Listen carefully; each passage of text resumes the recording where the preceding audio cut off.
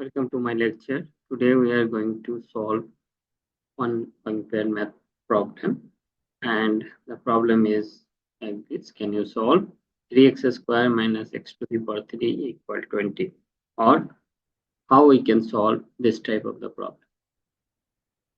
So let's start. 3x square minus x to the power 3 equal 20.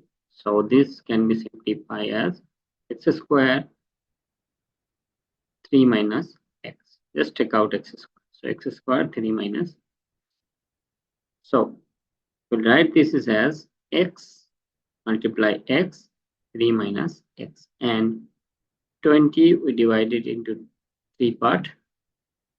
Prime factorization 2 multiply 2 multiply 5. Now we can see from the arrangement that x might be 2, but if x is 2, then 3 minus x will be 1. So therefore it will not satisfy.